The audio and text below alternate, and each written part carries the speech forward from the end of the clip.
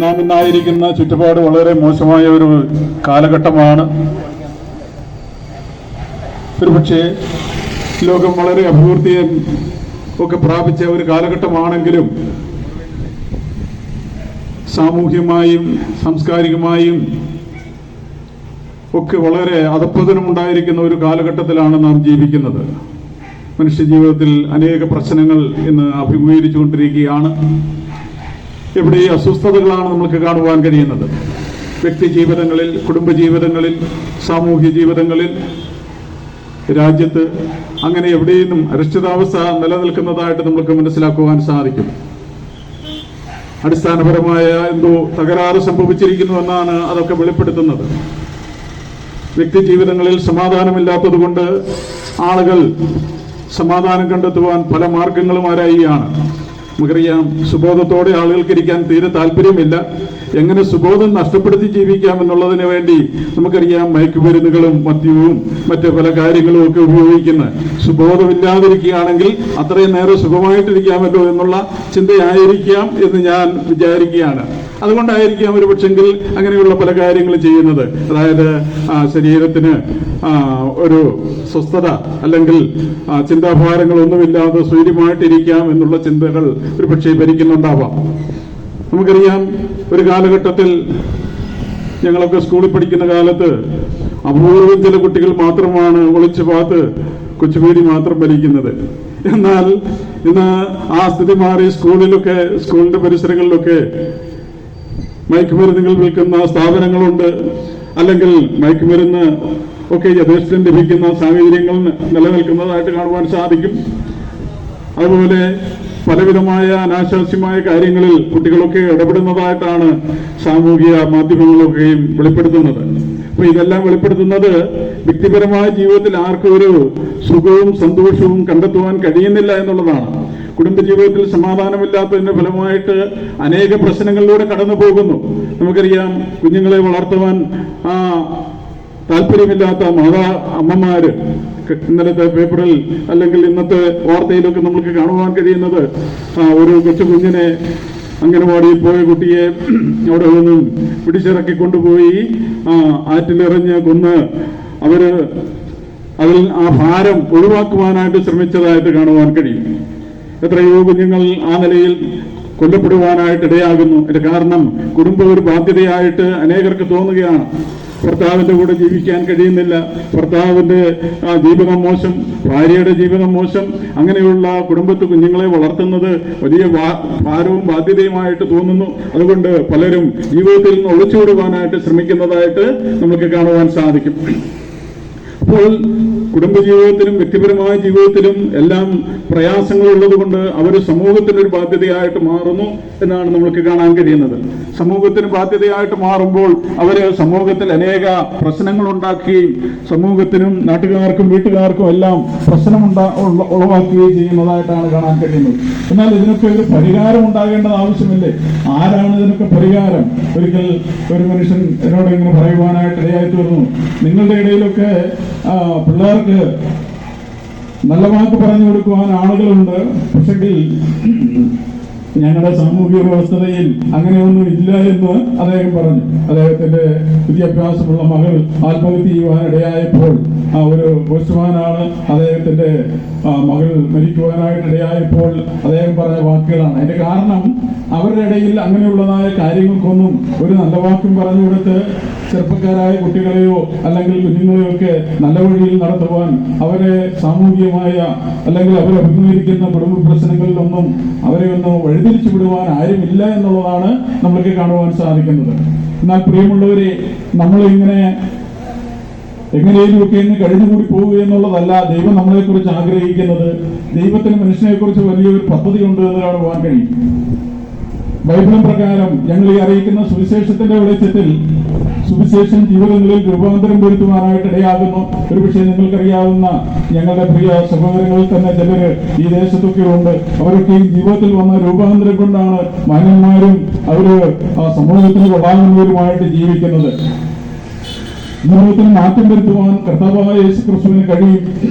യേശുക്രിസ്തു വരുത്തിയ മാറ്റം കൊണ്ട് അവരുടെ ജീവിതത്തിലൊക്കെയും വളരെ നിലവാരമുള്ളവരായി മാറുവാനായിട്ട് ഇടയാകുന്നത് കാണുവാൻ സാധിക്കും. മനുഷ്യനെ കുറിച്ച് ദൈവവചനത്തിൽ എഴുതിയിരിക്കുന്ന ഒരു വാചകം ജസ്റ്റ് ഒന്ന് ഓർമ്മിപ്പിക്കുവാൻ ഞാൻ താല്പര്യപ്പെടുകയാണ്.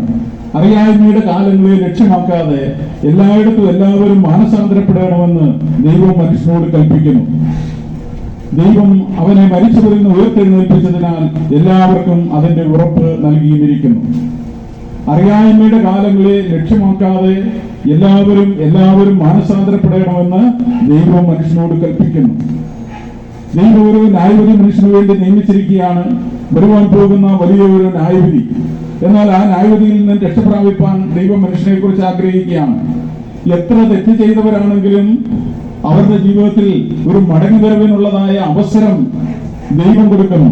നമുക്കറിയാം, സമൂഹത്തിൽ ഒരു പക്ഷേ ഗുരുതരമായ തെറ്റിൽ അകപ്പെടുന്നവർക്ക് ഞാൻ നാളെ മുതൽ നല്ലവനായിട്ട് ജീവിച്ചുകൊള്ളാമെന്ന് പറഞ്ഞാൽ അവർക്ക് തെറ്റിൽ നിന്നുള്ള ശിക്ഷ ലഭിക്കാതിരിക്കണമെന്ന് നിർബന്ധമില്ല, അവരെ ശിക്ഷിക്കുക തന്നെ ചെയ്യും. നമുക്കറിയാം, കുട്ടികൾ തെറ്റുകാരായാൽ ദുർഗുണ പരിഹാര പാഠശാലയിലേക്ക് അയക്കുന്നു. അതുപോലെ ജുവൈനൽ ജസ്റ്റിസിന് വിധേയമാകുന്നതായിട്ടൊക്കെ നമുക്ക് കാണുവാൻ സാധിക്കും. എന്നാൽ ദൈവം മാത്രം മനുഷ്യനോട് നോക്കിയിട്ട് പറയുകയാണ്, ആവർത്തിച്ച് ദൈവം പറയുകയാണ്, മകനെ മകളെ, നിന്റെ അറിയായ്മയുടെ കാലങ്ങളെ ഞാൻ ലക്ഷ്യമാക്കുന്നില്ല. നമ്മൾ പലപ്പോഴും ജീവിതത്തിൽ അറിഞ്ഞുപറയാതെ അനേക പാപങ്ങൾ ചെയ്തവരായിരിക്കാം. മനുഷ്യന്റെ മുമ്പാകെ നല്ലവരെന്നൊക്കെ തോന്നിച്ച് എന്ന് വന്നാലും ദൈവത്തിന്റെയും മനസാക്ഷിയുടെയും മുമ്പാകെ കുറ്റക്കാരാണ്. എന്നാൽ അങ്ങനെയുള്ള മനുഷ്യനെ നോക്കിക്കൊണ്ട് ദൈവം പറയുകയാണ്, നിന്റെ അറിയായ്മയുടെ കാലങ്ങളെ ഞാൻ ലക്ഷ്യമാക്കാതെ മാനസാന്തരപ്പെടുക, നിനക്ക് അവസരമുണ്ട് എന്ന് പറയുന്ന ഒരു ദൈവത്തെയാണ് നമുക്ക് കാണാൻ കഴിയുന്നത്. ഞങ്ങൾ പരിചയപ്പെടുത്തുന്ന സുവിശേഷത്തിന്റെ പ്രസക്തി അതാണ്. കർത്താവായ യേശു ക്രിസ്തു എല്ലാവരെയും സ്നേഹിക്കുന്നു. ആരോടും ദൈവത്തിന് വെറുപ്പില്ല. സമൂഹത്തിലുള്ള എല്ലാ തലത്തിലുമുള്ള എല്ലാ തരത്തിലുമുള്ള ആളുകളെയും ദൈവം ഒരുപോലെ കാണുകയും ഒരുപോലെ സ്നേഹിക്കുകയും ചെയ്യുകയാണ്. നമുക്കറിയാം, ഇന്ന് സമൂഹം കാണുന്നത് പല നിലകളിലാണ്. ആരോഗ്യമുള്ളവരെ ഇഷ്ടമുള്ളവരുണ്ട്, സൗന്ദര്യമുള്ളവരെ ഇഷ്ടമുള്ളവരുണ്ട്, അതുപോലെ നല്ല വിദ്യാഭ്യാസമുള്ളവരെ ഇഷ്ടമുള്ളവരുണ്ട്. അങ്ങനെ ഓരോ നിലകളിൽ ഓരോരുത്തരും പല നിലകളിലായിരിക്കും ആളുകളെ ഇഷ്ടപ്പെടുന്നത്. എന്നാൽ ദൈവം മാത്രം മനുഷ്യനെ നോക്കിക്കിട്ട് അവന്റെ യാതൊരു യോഗ്യതയും പരിഗണിക്കാതെ ദൈവം അവനെ സ്നേഹിക്കുന്നുവെന്നാണ് ബൈബിൾ വെളിപ്പെടുത്തുന്നത്. ദൈവം മനുഷ്യനെ സ്നേഹിക്കുന്നത് എപ്രകാരമാണ് എന്ന് വെളിപ്പെടുത്തുന്ന സന്ദേശം കൂടെയാണ് സുവിശേഷം. സുവിശേഷത്തിന്റെ പ്രസക്തി നിങ്ങൾക്കറിയാമല്ലോ.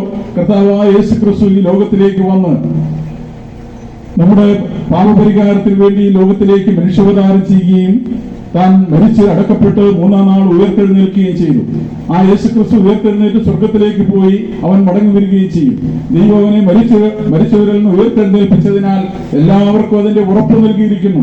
നമുക്കറിയാം, ഒരിക്കൽ മരിക്കുകയും പിന്നെ ന്യായവിധിയും ദൈവം മനുഷ്യർക്കായിട്ട് നിയമിച്ചിരിക്കുകയാണ്. എല്ലാ മനുഷ്യരെ സംബന്ധിച്ചിടത്തോളവും ഒരു മരണം ഒരു യാഥാർത്ഥ്യമായിരിക്കുന്നത് പോലെ മരണത്തിനപ്പുറമുള്ളതായ ഒരു ന്യായവിധിയും ഒരു യാഥാർത്ഥ്യമാണ്. ആ ന്യായവിധിയാകുന്ന ആ യാഥാർത്ഥ്യം നമ്മൾ അംഗീകരിച്ചേ മതിയാകുകയുള്ളൂ. എന്നാൽ ഇതിൽ നിന്ന് ആര് നമ്മളെ വിടുവിപ്പാനായിട്ട് ഇടയായിത്തീരും? പാപത്തിന്റെ ശമ്പളമായ നരകത്തിൽ നിന്നും പാപത്തിന്റെ ശിക്ഷയിൽ നിന്നും വിടുവിപ്പാൻ ഈ ലോകത്തിൽ വേറെ ആർക്കും കഴിയുകയില്ല.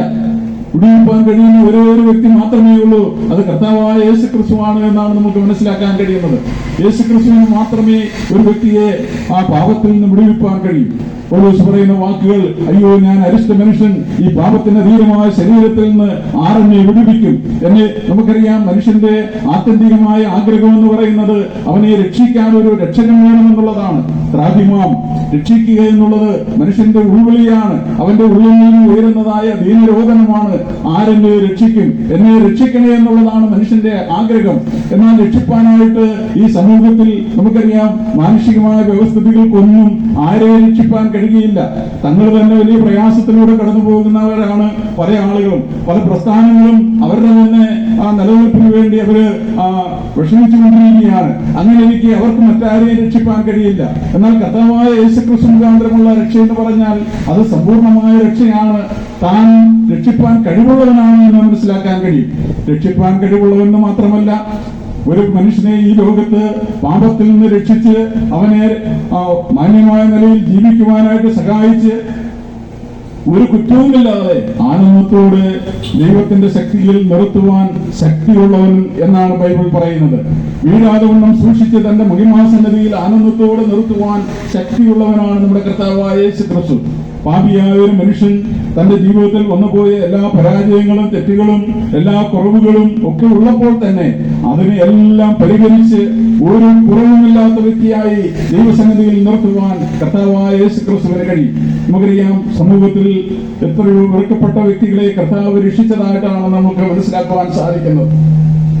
കർത്താവായ യേശു ക്രിസ്തുവിനോടുകൂടെ ക്രൂശിക്കപ്പെട്ട കള്ളൻ തന്നെ ഉദാഹരണമായി നമുക്ക് കാണുവാൻ കഴിയുന്നത്, ഇന്ന് നീ എന്നോടുകൂടെ പരദീസയിലിരിക്കുമെന്ന് പറഞ്ഞു.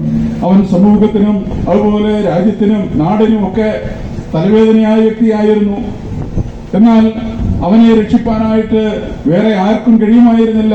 എന്നാൽ കർത്താവ് അവനോട് പറയുകയാണ്, ഇന്ന് നീ എന്നോടുകൂടി പരദീസയിലിരിക്കും. നമുക്കറിയാം, യേശുക്രിസ്തു രക്ഷിച്ചാൽ ഏത് വ്യക്തിക്കും വിടുതൽ പ്രാപിപ്പാൻ, ദൈവത്തിന്റെ മകനായി തീരുവാൻ, നിത്യരക്ഷയുടെ പങ്കാളിയായി തീരുവാൻ കഴിയും.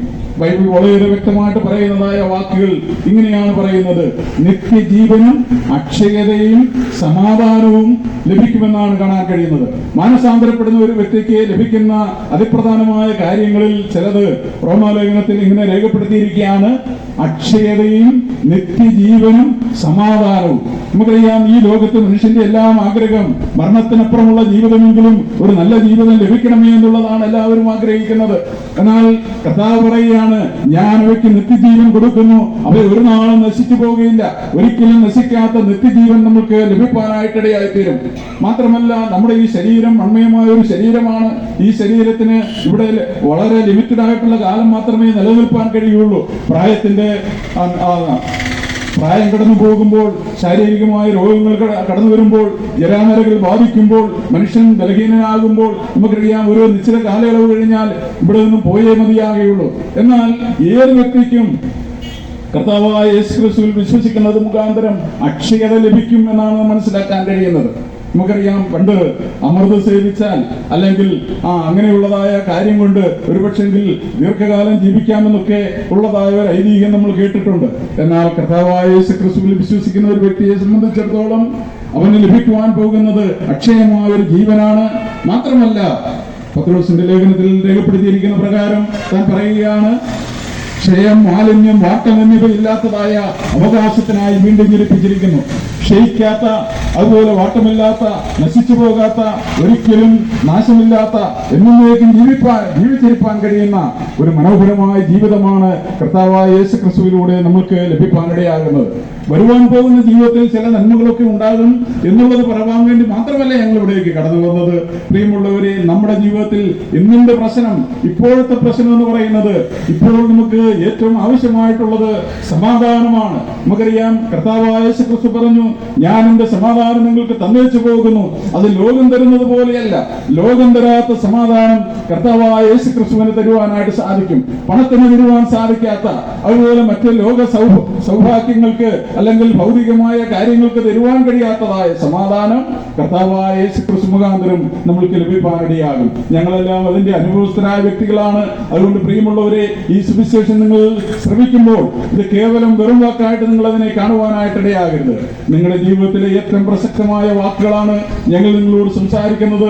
ധന്യനായ പൗലോസ് പറയുന്ന വാക്കുകളിൻ പ്രകാരം ഞാൻ നിങ്ങളോട് സംസാരിച്ച സുവിശേഷ പ്രകാരം നിങ്ങളെ ന്യായം വിധിക്കുന്ന നാളിൽ തന്നെ എന്ന് രേഖപ്പെടുത്തിയിരിക്കുന്നു. ഒരു പക്ഷെങ്കിൽ ഈ ശബ്ദവാഹിനിയിലൂടെ നിങ്ങളെ ശ്രമിച്ചുകൊണ്ടിരിക്കുമ്പോൾ ഇന്ന് ഈ തെളിഞ്ഞ പകലിൽ ഇവിടെ പ്രഘോഷിക്കപ്പെടുന്ന ഈ വാക്കുകൾ ഒരുപക്ഷെ നാളുകൾ മുന്നോട്ട് ചെല്ലുമ്പോൾ അത് നിങ്ങളുടെ ന്യായവിധിക്ക് കാരണമായി തീരുമെന്നാണ് രേഖപ്പെടുത്തിയിരിക്കുന്നത്.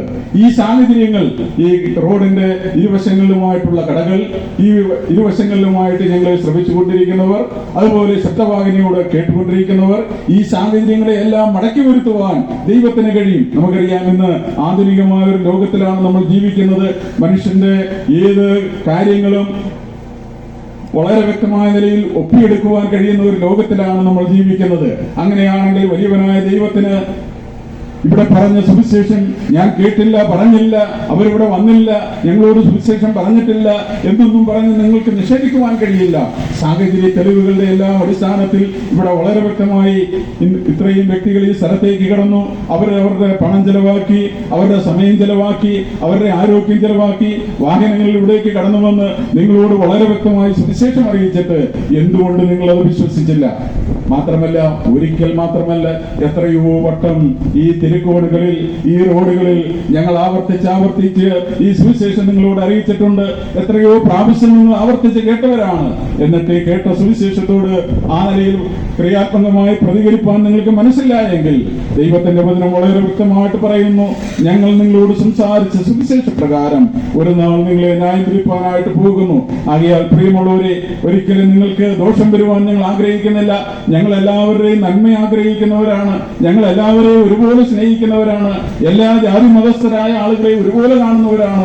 എല്ലാവർക്കും തുല്യ വിലയും മഹത്വവും മാന്യതയും കൽപ്പിക്കുന്നവരാണ്. ഞങ്ങളെപ്പോലെ തന്നെ ഞങ്ങൾ നിങ്ങളെയും സ്നേഹിക്കുന്നു. കർത്താവായ യേശുക്രിസ്തു പറഞ്ഞ വാക്കിനോട് നീതി പുലർത്തുന്നവരാണ് ഞങ്ങൾ. നിന്നെ പോലെ നിന്റെ അയൽക്കാരനെ സ്നേഹിക്കുക എന്ന് കർത്താവായ യേശുക്രിസ്തു പറവാനിടയായി തീർന്നു. ഞങ്ങൾക്ക് നിങ്ങളോട് സ്നേഹമുണ്ടെങ്കിൽ ആ സ്നേഹം വെളിപ്പെടുത്തുവാനായിട്ടുള്ള ഏറ്റവും നല്ല വേദി എന്നുള്ളത് ഞങ്ങൾ അറിയുന്ന ഈ സുവിശേഷം നിങ്ങളോട് അറിയിക്കുക എന്നുള്ളതാണ്. നിങ്ങളോട് അറിയിക്കുന്നില്ലെങ്കിൽ ഞങ്ങൾ നിങ്ങളെ സ്നേഹിക്കുന്നില്ല എന്നാണ് അതിലൂടെ വെളിപ്പെടുത്തുന്നത്. എന്നാൽ ഞങ്ങൾക്കിന്ന് നിങ്ങളോട് സ്നേഹമുണ്ട് എന്നുള്ളതിന്റെ വെളിപ്പാടായിട്ടാണ് ഒരിക്കൽ കൂടി ഈ സ്ഥലത്തേക്ക് കടന്നു വന്ന് വളരെ വ്യക്തമായ നിലയിൽ ഈ സുവിശേഷത്തിന്റെ ലളിതമായ വാക്കുകൾ നിങ്ങളോട് അറിയിക്കാൻ ഇടയായി തീർന്നത്. ആകയാൽ പ്രിയമുള്ളവരെ, ഈ വാക്കുകളെ കേൾക്കുമ്പോൾ ദൈവം ഒരുക്കിയ അവസരമാണ്. ദൈവം എന്നെ സ്നേഹിക്കുന്നു, അതുകൊണ്ടാണ് ഇങ്ങനൊരു അവസരം എനിക്ക് നന്നതെന്ന് മനസ്സിലാക്കിക്കൊണ്ട് അതിനെ ആ നിലയിൽ കാണുവാനായിട്ട് ദൈവം നിങ്ങളെ ഇടയാക്കുമാറാകട്ടെ എന്ന് ഞങ്ങൾ ആഗ്രഹിക്കുകയാണ്. ഒരു പക്ഷെങ്കിൽ പാപത്തിന്റെ അടിത്തട്ടിൽ ജീവിച്ച് പാപത്തെ പച്ചവെള്ളം പോലെ വലിച്ചു കുടിച്ച് എങ്ങനെയും ജീവിച്ച് ജീവിതം അവസാനിക്കാമെന്ന് വിചാരിക്കുന്നെങ്കിൽ ജീവിതം ഇവിടം കൊണ്ടൊന്നും അവസാനിക്കുന്നില്ല. ഒരിക്കലും ഈ ലോകം കൊണ്ട് തീരുന്നതല്ല ഒരു ജീവിതം. ഈ ലോകം കൊണ്ട് തീരുന്ന ഒരു ജീവിതമാണെങ്കിൽ തിന്നുക, കുടിക്കുക, ആനന്ദിക്കുക, നാളെ ചാകുമല്ലോ. ആരെ തട്ടിച്ചായാലും ആരെ വോട്ടിച്ചായാലും എങ്ങനെയും കുറെ സമ്പാദിക്കുക എന്ന അനേകരുടെ പോളിസി അതാണ് നമുക്ക് കാണാൻ കഴിയുന്നത്. സമൂഹത്തിൽ അനേക വലിയ തെറ്റുകൾ നടക്കുന്നത്, മറ്റുള്ളവന്റെ പണമൊക്കെ അപഹരിക്കുന്നതിന്റെ എല്ലാം കാരണം തൽക്കാലം എനിക്കൊന്ന് പിടിച്ചു നിൽക്കണം എന്നുള്ള ഒരു ലക്ഷ്യം മാത്രമേ ഉള്ളൂ. എന്നാൽ അവിടെ കൊണ്ടൊന്നും പിടിച്ചു നിൽക്കുവാൻ കഴിയില്ല. നമുക്ക് മനസ്സിലാക്കാൻ കഴിയുന്നത് കുറ്റവാളികൾ ശിക്ഷിക്കപ്പെടുവാനായിട്ടിടയായി തീരും. ഇവിടെ തന്നെ അതിന്റെ ശിക്ഷാവധി ഉണ്ടാകും. മാത്രമല്ല, ഇതിനപ്പുറമായിട്ട് വലിയൊരു ജീവിതവും കൂടെ ശേഷിക്കുകയാണ്. ദൈവത്തിന്റെ നീതിന്യായ കോടതിയുടെ മുമ്പാകെ കുറ്റക്കാരനായ ഏതൊരു വ്യക്തിക്കും ഇവിടെ ലഭിക്കുന്നതിനേക്കാൾ വലിയ ശിക്ഷയാണ് ലഭിക്കാൻ പോകുന്നത്. വളരെ വ്യക്തമായി ദൈവവചനം പറയുന്നത്, പാപിയായ മനുഷ്യന് ലഭിക്കാൻ പോകുന്നതായ സ്ഥലം നിത്യമായ നരകമാണ്. ആ നരകശിക്ഷയിൽ നിന്നുള്ളതായ മോചനം കർത്താവായ യേശുക്രിസ്തു മുഖാന്തരം ലഭിക്കാനായിട്ട് ഇടയായിത്തരും. സൗജന്യമായി ലഭിക്കാനായിട്ട് ഇടയായിത്തരും. നിങ്ങളുടെ പണം അതിന് മുടക്കേണ്ട, നിങ്ങളുടെ അത്യുത്വാനങ്ങളൊന്നും ആവശ്യമില്ല. കേവലം വിശ്വസിക്കുക മാത്രം ചെയ്യുക. കർത്താവായ യേശുവിൽ വിശ്വസിക്കുക, എന്നാൽ നീ നിന്റെ കുടുംബവും രക്ഷപ്രാപിക്കുമെന്നുള്ള ഏറ്റവും മനോഹരമായ വചനം നിങ്ങളോട് പറയുവാൻ ഞങ്ങൾ താല്പര്യപ്പെടുകയാണ്. അതുകൊണ്ട് ആ വചനങ്ങളെ കേൾക്കുകയും നിങ്ങളുടെ ജീവിതത്തിന് ഉപകാരപ്രദമാകട്ടെ എന്ന് ഞങ്ങൾ ആഗ്രഹിക്കുകയാണ്. ഈ കടകളിൽ അതുപോലെ സ്ഥാപനങ്ങളിലൊക്കെ ഇരുന്ന് ഞങ്ങളെ ശ്രമിച്ച എല്ലാവർക്കും കർത്താവായ ക്രിസ്തുവിലുള്ള സ്നേഹവും നന്ദിയും അറിയിക്കുകയാണ്. കേട്ട വചനം ഞങ്ങളെ മറന്നാലും ഞങ്ങൾ പറഞ്ഞതായ വചനങ്ങളെ മറക്കാതിരിക്കുവാൻ നിങ്ങൾ ശ്രദ്ധിക്കുക.